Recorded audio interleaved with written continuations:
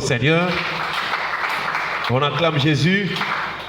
Voilà, que le Seigneur soit loué. Alléluia. Jésus nous a fait grâce ce matin, il nous a donné la vie. Et voilà pourquoi nous aussi, en signe de reconnaissance, nous lui rendons gloire, nous le prions et nous lui sommes reconnaissants. Ce matin, nous voulons voir un texte, chers frères et sœurs. Ce texte aussi a trait avec la délivrance. Vous savez que lorsque Israël marchait avec Dieu, alors il y a eu un temps où Israël était dans la bénédiction. Mais il y a eu un temps où Israël était dans la chute. Il y a eu un temps où Israël était dans des situations difficiles. Et il fallait chercher la délivrance. Et Israël criait toujours à l'Éternel. Alléluia. La délivrance d'Israël venait lorsque le peuple criait à l'Éternel. Et toi aussi, pour ta situation, pour tes problèmes, tu dois apprendre à crier à l'Éternel. Lorsque le péché est là, lorsque les souffrances sont là, lorsque les difficultés sont là, la solution c'est donc de crier à l'Éternel. Et donc, nous sommes dans Ésaïe chapitre 58. Ésaïe chapitre 58, le verset 1. Ésaïe chapitre 58, le verset 1. Il est écrit: crie à plein gosier et ne te retiens pas. Élève ta voix comme une trompette et annonce à mon peuple ses iniquités, à la maison de Jacob ses péchés. Dieu entend envoyer son serviteur, le prophète Ésaïe, pour parler à Israël, pour annoncer quelque chose à Israël. Parce que le prophète est le serviteur de Dieu, le prophète est le messager de Dieu, le prophète est le porte-parole de Dieu. Dieu parle par ses serviteurs les prophètes. Hier nous avons vu avec Samuel qui a dit à Saoul: c'est moi que l'Éternel a envoyé pour te oindre roi sur son peuple, sur Israël. Est-ce qu'on peut acclamer le Seigneur? Donc les serviteurs de Dieu, ce sont des envoyés de Dieu. Dieu les envoie pour parler de la part du Seigneur. Et hier avec Samuel, dans 1 Samuel chapitre 15 verset 1, nous avons vu comment ce que Samuel dit au roi, que c'est moi que l'Éternel a envoyé pour te oindre roi. Et nous avons compris par là, chers frères et sœurs, que les véritables serviteurs de Dieu, quand Dieu les envoie pour apporter la parole de Dieu. Parce que la parole va apporter la délivrance dans la vie du peuple de Dieu. Parce que la parole va permettre que lorsque le peuple va écouter la parole, lorsque le peuple va vivre, va marcher selon la parole, le peuple sera libéré. Alléluia. Et le peuple sera la victoire. L'une des premières choses qu'apporte le serviteur de Dieu en tant que messager de Dieu, c'est la parole. Deuxième chose, Dieu oint par ses serviteurs. C'est-à-dire l'œuvre de Dieu passe par ses instruments, les serviteurs. C'est à travers les serviteurs que Dieu oint. Quand un serviteur de Dieu prie, quand un serviteur de Dieu déclare les paroles, quand un serviteur de Dieu impose les mains, alors le peuple reçoit l'onction de Dieu. Alléluia. Voilà pourquoi le psaume 133 nous rappelle en disant que voici qu'il est doux, qu'il est agréable pour les frères de demeurer ensemble. Et la Bible déclare que c'est comme l'huile précieuse qui descend sur la tête d'Aaron, descend sur sa barbe, descend sur sa robe. Donc l'onction touche ou passe aussi par l'Esprit de Dieu. Et Samuel en avait la connaissance. Il a dit au roi: c'est moi que l'Éternel a envoyé pour te oindre roi. Chers frères et sœurs, ici aussi dans ce passage nous voyons Ésaïe le prophète. Dieu l'envoie pour aller parler à Israël. Parce que du temps d'Ésaïe aussi, Israël était dans les péchés. Israël s'était révolté contre l'Éternel. Si tu fais l'étude du livre d'Ésaïe, déjà le chapitre 1, tu vas voir comment est-ce que l'Éternel est en train de se plaindre de ce peuple-là. Comment est-ce qu'il est en train de qualifier Israël d'un peuple rebelle, des enfants rebelles, des enfants qui ont abandonné l'Éternel.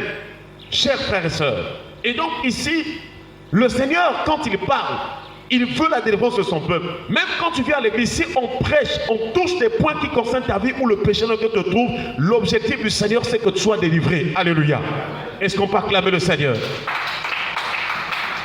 Et nous voyons dans Ésaïe chapitre 58, le verset 1, dit: crie à plein gosier, crie, parle avec autorité. Frère, pour s'en sortir d'une situation, pour s'en sortir de quelque chose dans laquelle le diable t'avait placé, il faut de l'autorité spirituelle au nom de Jésus. Voilà pourquoi tu ne dois pas être mou, tu ne dois pas être paresseux, tu ne dois pas avoir peur, tu ne dois pas avoir la frayeur, mais parle. Avant que Jésus ne vienne, il y a une catégorie des gens qu'on appelle des scribes, des pharisiens, des sadducéens. C'était des groupes religieux qui avaient vraiment l'autorité sur le peuple, qui pouvaient expliquer l'ancienne alliance, la loi au peuple. Mais leur manière de prêcher, leur manière d'enseigner ne pouvait pas vraiment chasser les démons. Et quand Jésus est arrivé, il parlait comme ayant été autorité. Et à cause de la puissance de l'autorité de Jésus, les démons sortaient des corps. Lorsque Philippe est arrivé à Samarie, c'est la même chose. La Bible déclare que lorsqu'il est rentré dans la ville, auparavant dans cette ville-là, il y avait un magicien qui s'appelle Simon. Simon là, il est en train de dominer toute la ville de Samarie par ses actes de magie. Mais quand Philippe est arrivé là, le peuple là de la ville de Samarie qui était déjà polarisé, attiré, qui était déjà comme envoûté par les actes de magie de Simon, lorsqu'ils ont entendu Philippe prêchait le Christ. Philippe prêchait le Christ et la Bible déclare que le peuple a été délivré car les esprits impurs sortaient des corps. Pourquoi? Parce qu'il prêchait le Christ avec autorité. Que le Seigneur te remplisse d'autorité au nom de Jésus. Chers frères et sœurs, nous voyons donc que le Seigneur dit à son serviteur, crie à plein gosier. Bamina Kabamam. Parle avec autorité à cette situation. Je ne sais pas ce matin quel est le problème que tu as. Mais derrière ce problème, il y a des esprits. Derrière ce problème, il y a des démons. Alors il faut de l'autorité pour les chasser au nom de Jésus. Chers frères et sœurs, crie à plein gosier. Ne te retiens pas. N'hésite pas. N'attends pas. Dès que le Seigneur t'a montré quelque chose, que ce soit en vision, que ce soit en songe, ne te retiens plus. Dès que tu as écouté une prédication, un enseignement qui te montre que ta situation-là est une prison spirituelle, alors ne te retiens plus. Alléluia. Les choses de Dieu, en tout cas, il ne faut pas travailler dans les choses de Dieu en étant toujours en retard. Il faut refuser l'esprit de retard. Lorsque Dieu te parle, c'est le temps d'agir au nom de Jésus. Est-ce qu'on peut acclamer le Seigneur? Il dit donc, crie à plein gosier, ne te retiens pas. Est-ce que toi aussi tu es en train d'hésiter sur une situation? Tu connais déjà le problème, tu as fait déjà un rêve sur ça. Est-ce que tu as lancé déjà un programme de prière? Est-ce que tu es levé déjà pour vraiment détruire la puissance de l'ennemi, pour anéantir ce qui se passe dans ta vie, ou bien tu es en train d'hésiter? Non, chers frères et sœurs, nous devons être remplis de zèle, de ferveur, afin d'être toujours en avance devant l'ennemi au nom de Jésus. Nous voyons ici encore, il dit, élève ta voix comme une trompette. Élève ta voix comme une trompette. La trompette ici aussi, c'est l'image de la parole de Dieu. Car quand la gloire de Dieu se manifestait sur la montagne, c'était comme une trompette. Et ceux qui voyaient, ceux qui entendaient, même Jean, l'apôtre Jean, lorsqu'il a vu la vision apocalyptique, lorsque Dieu lui a donné vraiment de comprendre les événements qui devaient arriver, et lorsqu'il a entendu une voix qui parlait, il dit que j'entendis derrière moi une voix qui était comme le son d'une trompette, la parole de Jésus. Chers frères et sœurs, voilà pourquoi même lorsque Jésus viendra, c'est au son de la trompette que nous allons nous préparer pour l'enlèvement. C'est le son de la trompette qui va emmener la transformation. Chers frères et sœurs, le son de la trompette, et c'est pourquoi le psalmiste rappelle, heureux le peuple qui connaît le son de la trompette, il marchera à la clarté de ses rayons. Est-ce qu'on peut acclamer le Seigneur? Heureux le peuple qui connaît le son de la trompette. Et nous aussi, lorsque nous prions, lorsque nous agissons, nous devons faire tout selon la parole de Dieu. Ne sois pas au-delà des Écritures. Ne sois pas vraiment dans les extrêmes. Sois dans la parole. C'est ce qu'on appelle l'intégrité. C'est ce qu'on appelle marcher devant la face du Seigneur. Reste dans le cadre de la parole de Dieu. Et c'est ce qu'il a dit à Abraham. Je suis le Dieu puissant. Marche devant ma face. Sois intègre. Rassure-toi que ce que tu fais là, c'est ce que Dieu a dit. C'est ce qui est écrit dans la Bible. Alors tu auras la victoire parce que tu es dans la volonté de Dieu. Alléluia. Il dit, et annonce à mon peuple ses iniquités. Annonce à mon peuple ses iniquités. Pour s'en sortir d'une situation, l'un des domaines ou l'une des choses à voir d'abord, il faut voir, mais la situation qui m'arrive là, est-ce que je n'ai pas péché quelque part? Est-ce que je n'ai pas fait ce qui est mauvais? Il faut commencer d'abord par la repentance. Peut-être que c'est un péché, c'est à cause d'un péché que tu es tombé dans cette situation ou bien tu as des difficultés. Voilà pourquoi il faut d'abord voir si c'est une question de péché ou d'iniquité. Est-ce que ce que je vis là, ça ne vient pas aussi de la famille? Est-ce que les mêmes phénomènes que je suis en train de vivre, parce que l'iniquité c'est un péché aussi générationnel. L'iniquité c'est un péché qui aussi a commencé depuis peut-être les arrière-grands-parents ou les grands-parents ou les parents. Lorsque tu vois des similitudes, les mêmes choses que vivaient les parents ou les grands-parents, et c'est ce que tu es en train de vivre, alors sache que ça devient l'iniquité. Quand vous voyez les mêmes phénomènes dans tous les membres de la famille, ça veut dire qu'il s'agit de l'iniquité. Ça veut dire que les démons, les esprits là travaillent par rapport à un péché qui est dans cette famille. Mes chers frères et sœurs, et ici, il dit, annonce à mon peuple ses iniquités. Dénonce le péché, déclare ces choses. dit que moi je suis enfant de Dieu. C'est vrai que biologiquement je suis dans cette famille. Je suis né dans cette famille, mais spirituellement je suis né en Jésus-Christ. Est-ce qu'on peut acclamer le Seigneur? Et la nouvelle naissance te donne de sortir de tous les blocages. La nouvelle naissance te sort de tous les blocages, de toutes les puissances de la famille. Et quand tu remarques quelque chose qui ne va pas, alors par la puissance de Dieu, tu dois déclarer la parole. Déclarer que je suis maintenant chrétien, je n'ai plus le droit de vivre cette souffrance, ce blocage-là. Même si personne n'a réussi dans ma famille, puisque moi je suis en Christ, je dois réussir au nom de Jésus. Chers frères et sœurs, quelles sont les iniquités de la famille qui te bloquent? Quels sont les péchés de la famille? Quels sont les démons, les esprits de la famille qui sont là en train de te retenir? Si le Seigneur t'ouvre les yeux là, je vous assure, dans les ruelles, dans les quartiers, dans les familles, des démons sont en train d'œuvrer. Nous sommes dans une époque où les démons se sont multipliés encore parce qu'ils ont peu de temps.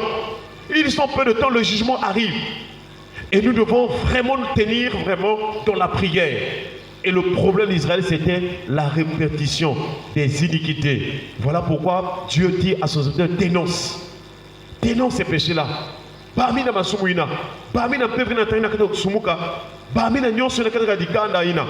Chers frères et sœurs, il dit à la maison de Jacob, ses péchés.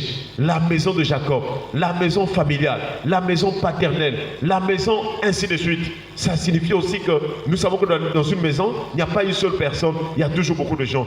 Donc l'iniquité là avait de l'influence sur le peuple d'Israël, sur la famille d'Israël. Chers frères et sœurs, le Seigneur nous appelle donc à dénoncer, à proclamer des paroles. Dans Jean chapitre 9, il y a quelque chose qui va se passer. Jean chapitre 9, nous voyons à partir du verset 1 jusqu'au verset 2. Jean chapitre 9, il est écrit, Jésus vit en passant un homme aveugle de naissance. Un homme aveugle né. Jésus est en train de passer, il voit un homme. Mais depuis la naissance de cette personne-là, ou de cet homme-là, il était aveugle. Il est né avec une infirmité. Il est né avec une maladie. Est-ce que toi aussi tu n'étais pas né avec une iniquité? Est-ce que toi aussi tu n'étais pas né avec un problème spirituel? Il y a des choses que les gens sont en train de vivre à l'âge adulte, mais ça a commencé depuis la naissance. Ça a commencé depuis le mois derrière. Est-ce que cette difficulté, est-ce que cette situation-là ne vient pas depuis la naissance? Et cet homme-là était aveugle né, aveugle de naissance. La Bible déclare, ses disciples lui firent cette question. Rabbi, c'est-à-dire maître, Seigneur, qui a péché, cet homme ou ses parents pour qu'il soit né aveugle? Voyez-vous?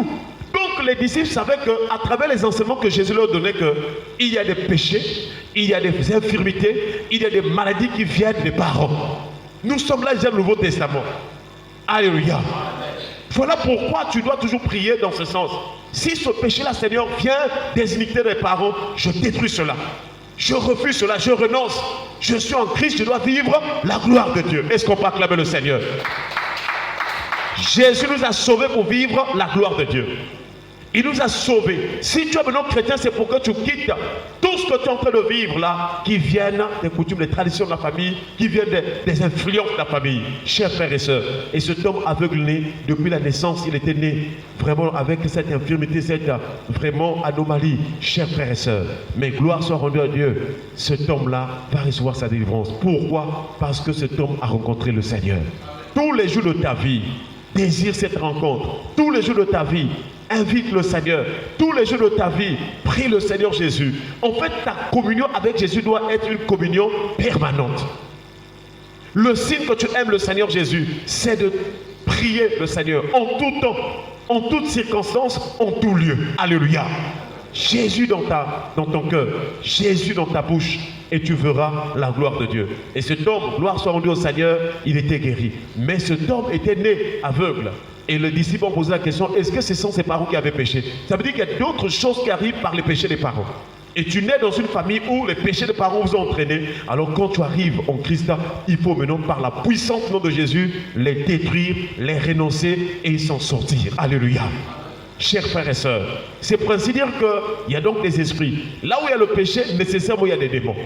Là où il y a le péché, nécessairement il y a des démons. Je ne sais pas quel esprit te poursuit. À partir donc des liens de la famille, à partir des péchés de la famille, Là, tu pries déjà, tu es chrétien. Mais qu'est-ce que tu remarques dans ta vie? Est-ce que ça va? Est-ce que tu es en paix? Ou bien des choses qui te tourmentent? Ou bien des phénomènes que tu ne comprends pas? Ou bien des choses que tu remarques malgré la volonté de prier? Il y a des choses qui sont là. Alors, chers frères et sœurs, dénonce l'iniquité du peuple. Alléluia. Dénonce l'iniquité de la famille. Le Seigneur est là pour ta délivrance. Il a tout accompli pour ta liberté. Il a tout accompli. Il a payé la dette. Et nous ne sommes plus redevables ni aux démons, ni à la chair, ni à qui que ce soit au nom de Jésus. Est-ce qu'on peut se lever dans la prière? Tu vas remercier le Seigneur pour sa parole. Tu vas dire merci au Seigneur pour sa parole parce que sa parole nous éclaire, sa parole nous réveille, sa parole nous donne la force, sa parole nous libère, sa parole nous guérit. Et nous voulons voir remercier le Seigneur pour sa parole. Prions le Seigneur au nom de Jésus. Gloire à ton nom, Seigneur. Merci pour ta parole, Seigneur, ce matin. Oui, ta parole est pour nous la vie. Ta parole, au Seigneur, nous restaure. Ta parole, au Seigneur, nous guérit. Ta parole, Seigneur, nous